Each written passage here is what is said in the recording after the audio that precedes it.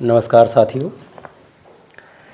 जैसा आप लोग मुझे सोशल मीडिया प्लेटफॉर्म से देखते हैं, सुनते हैं और अपनी राय, सलाह, मशवरा भी देते हैं, अपनी प्रतिक्रिया भी देते हैं कमेंट के माध्यम से। यूट्यूब पर भी सुनते हैं और फेसबुक पर भी। साथियों, अभी उत्तर प्रदेश में दो घटनाएं बहुचर्चित हुई हैं। वैसे पूरे उत्तर प्रदेश में तो बहुत घटनाएं होती हैं, लेकिन दो घटनाएं बहुत चर्चित हैं। पहला ये कि उत्तर प्रदेश सरकार द्वारा 27,000 स्कूलों के प्राथमिक विद्यालयों को बंद करने और विलय करने का। दूसरा, उत्तर प्रदेश के इटावा में ब्राह्मण समाज द्वारा यादव समाज के कथावाचकों को अपमानित करना, उनका मुंडन करवाना और भी।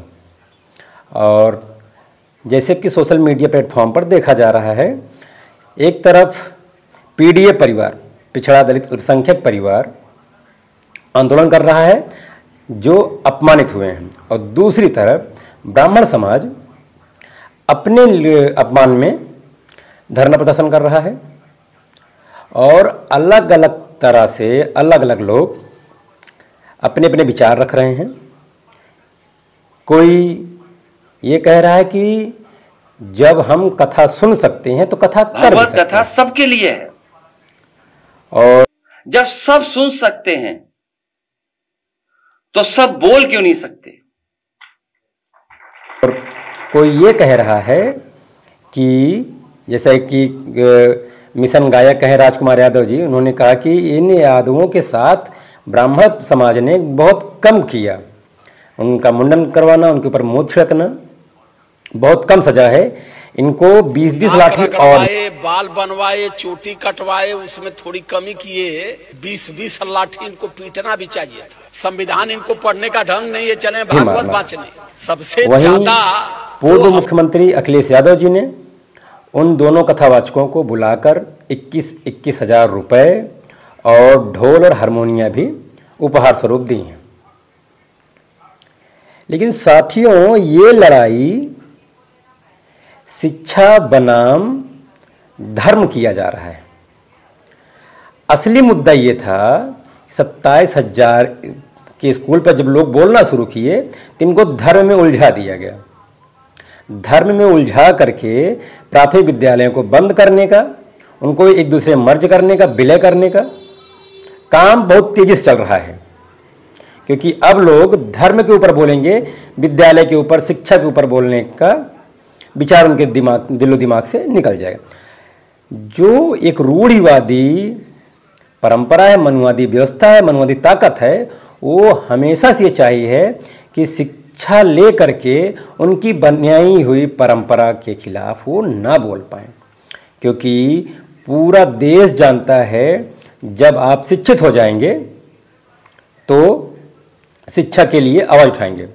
मैं अपने पूरे Bahujan Samaj, SC, ST, OBC minority लोगों, समाज के लोगों से कहना चाहता हूं कि, और ख़ास करके यादव समाज के लोगों से, जैसे कि मेरे बहुत सारे यादव मित्र हैं जिनसे मेरे अच्छे संबंध भी हैं, और उन लोगों से मैं खास करके कहना चाहूँगा, चाहे वो सुभाष यादव हों, सुरेश यादव हों, अभिषेक यादव हों, तूफान यादव हों, जयप्रकाश यादव हों, सत्यप्रकाश यादव हों, अमित यादव हों, सुमित यादव हों, अंकित यादव हों, ऐसे बहुत से यादव मित्र हैं मेरे।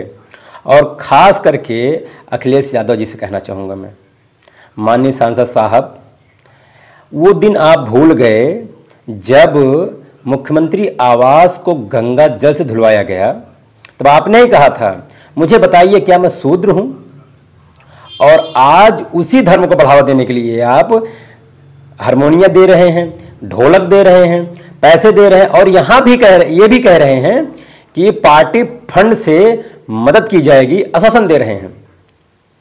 आप किस धर्म को बढ़ावा दे रहे हैं साहब? और प्रोफेसर लक्ष्मण यादव जी से भी कहना चाहूँगा कि आप बड़े बड़े मंच पे जा करके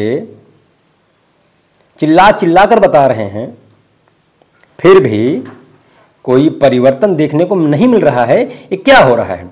क्या आप इटावा नहीं जाएंगे ये बोलने के लिए?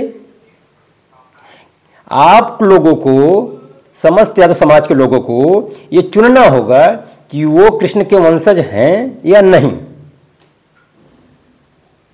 वो अपने आप को यदुवंशी कहते हैं, जय यादव जय माधव कहते हैं। उनसे ये सवाल है, क्या आप यदुवंशी कृष्ण के वंशज हैं? क्या कृष्ण भगवान हैं? अगर कृष्ण भगवान हैं तो इटावा कांड जो हुआ है ये किसी यादव के ऊपर, उसमें एक और ढोलक वादक जो है वो चमार बिरादरी से बताया जाता है। ये यादवों के साथ अपमानित नहीं हुआ है, यादवों को मुंडन नहीं किया गया है, ये पूरे कृष्ण को मानने वाले लोग, कृष्ण को भगवान माने, भगवान के भगवान के ऊपर हुआ है। तो आप भगवान की लड़ाई लड़ रहे हैं तो लड़िए, मेरा इसमें कोई समर्थन नहीं है। और जो लोग ये चाहते हों कि हम कथा बाँचेंगे, कथा करेंगे, मंदिरों में जाएंगे, तो उनको जाएं, उनका मेरा कोई समर्थन नहीं।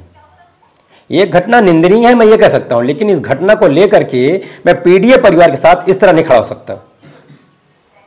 आप भूल गए ललाई सिंह यादव को,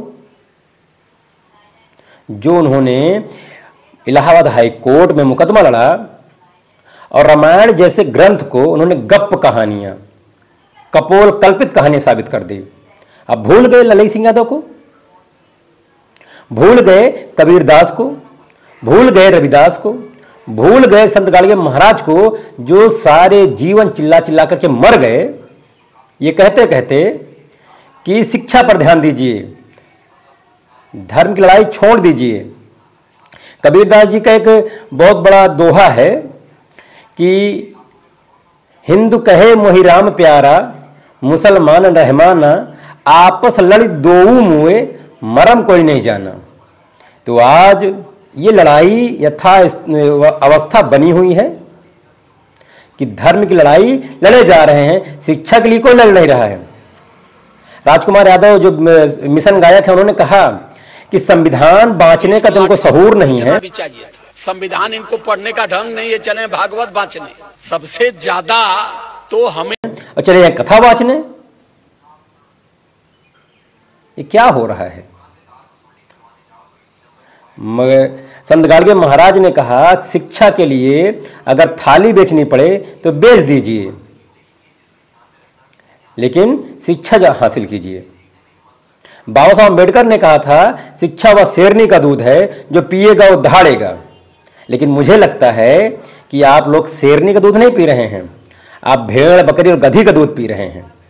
इसलिए आज ऐसी घटनाएं हो रही हैं।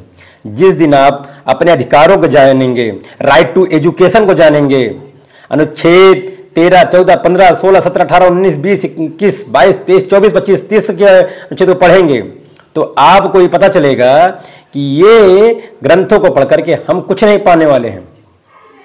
मेरे साथियों, मेरे नौजवान साथियों से मैं कहना है कि आप सबसे पहले वो पढ़ाई करिए जिससे आप डॉक्टर, इंजीनियर, वकील बनिए, अध्यापक बनिए, बड़े बड़े पोस्ट पे जाकर के IAS PCS बनिए, जज बनिए। उसके बाद तय करेंगे कि कौन सा धर्म हमें क्या कह रहा है। सबसे बड़ा धर्म मानवता का अगर है तो पहले पढ़ करके आप बड़े बड़े पदों पर जाकर के अच्छी नौकरियों को प्राप्त करें। उसके बाद आप तय करिएगा कि हमें किस धर्म को मानना है, किस धर्म को नहीं मानना है, किन कथाओं को बांचना है, किन कथाओं को नहीं बांचना है। हो सकता है कि मेरी बात बहुत से लोगों को बुरी लगेगी, वो मुझे गाली